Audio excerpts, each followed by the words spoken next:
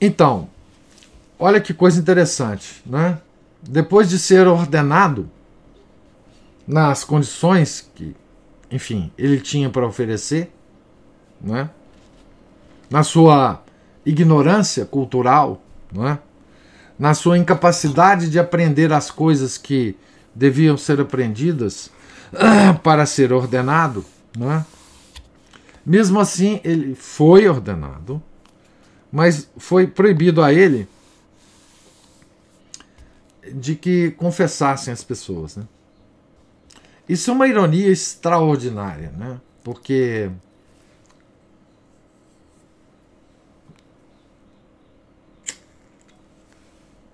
esse santo sacerdote passou a vida no confessionário, né? Em Ars. Nós vamos ver aqui, né? Toda a França viajava a Ars e muitas pessoas de outros países viajavam a Ars justamente para confessar com o padre João Maria Vianney, né? Ele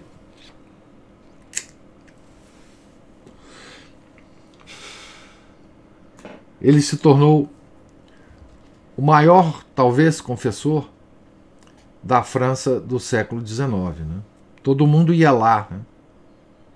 E todo mundo que eu estou dizendo, nós vamos dizer aqui, não só as pessoas simples, o povo, né? Mas também sacerdotes, né? Vocês vão ver que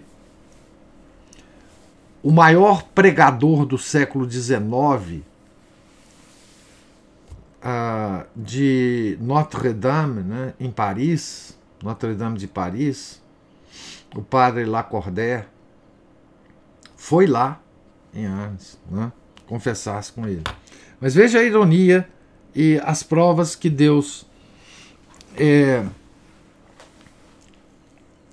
elabora, né, para os seus santos, né? E por que eles falaram que o padre João Maria não podia se confessar? Não, desculpe, não podia confessar, né? Porque ele era pouco versado em teologia moral. Tá certo? E depois nós vamos ver que algumas coisas, alguns conselhos do padre João Maria Vianney, que foram registrados, conselhos de confessionário, né,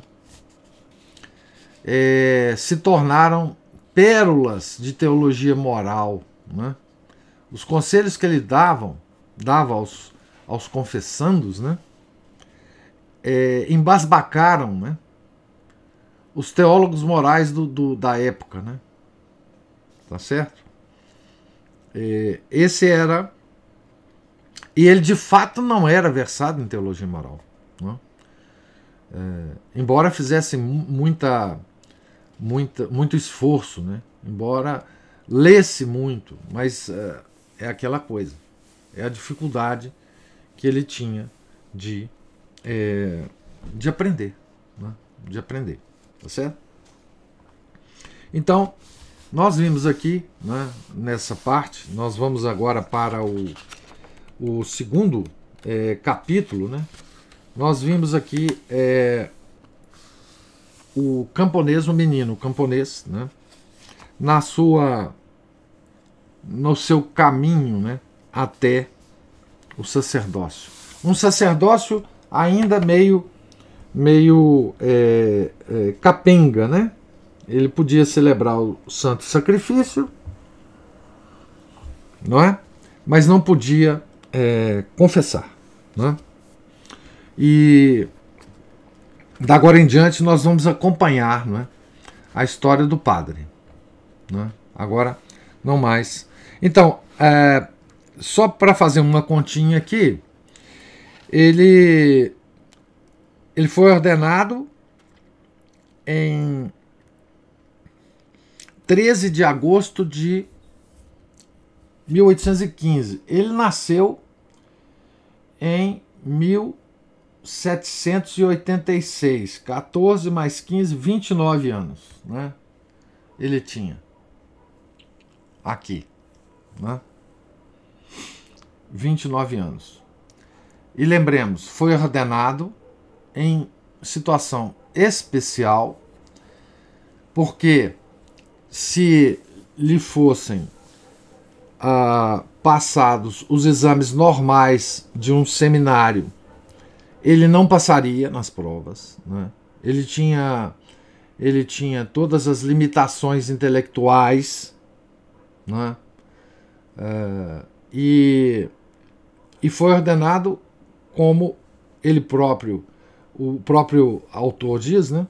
Da parte do homem nada, da parte de Deus tudo. Ou seja, em condições normais, João Maria nunca teria sido padre, né? Em condições normais, nunca. Tá certo? Nunca, né? Situemos também 1815, né? O Henri Guéon ainda vai falar um pouco sobre isso, mas só antecipando um pouco aqui. Essa é a época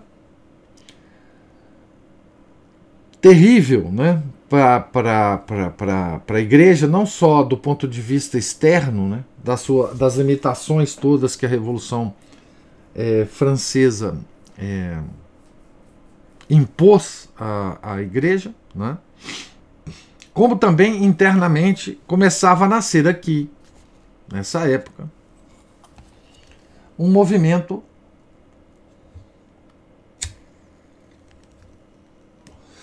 herético dentro da igreja, que foi chamado de liberalismo, tá certo?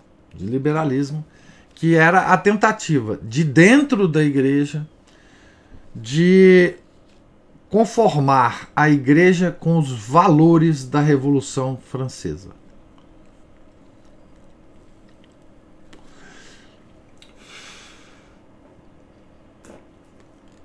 Isso depois desembocou no modernismo da segunda metade do século XIX e depois desembocou na tragédia toda que nós vivemos na igreja.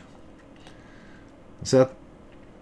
São João Maria Vianney, na vida dele, ele vai passar mais ou menos, digamos assim, não inconsciente, a palavra não é inconsciente, mas alheio a toda essa movimentação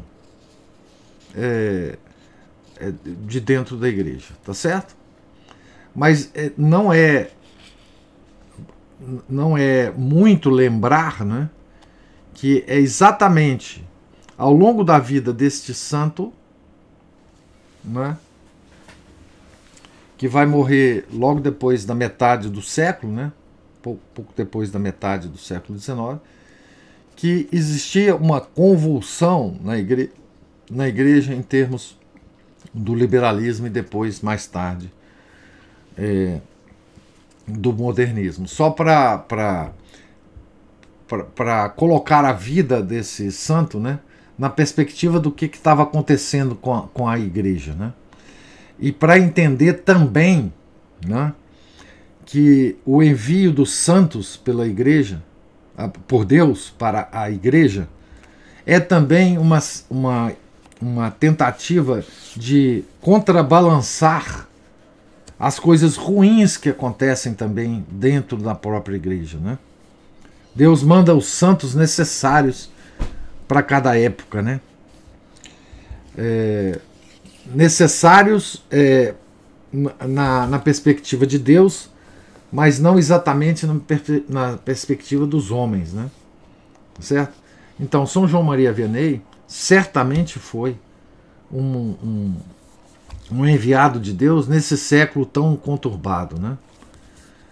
Que o próprio Henri Guéon diz que no céu, no paraíso, esse século XIX é conhecido como o século do cura d'Ars, né? No paraíso, tá certo? Então, é preciso então manter isso na cabeça ao longo da leitura da vida dele, que apesar dele não ter contato, né, de não aparecer na vida dele, precisamente essa grande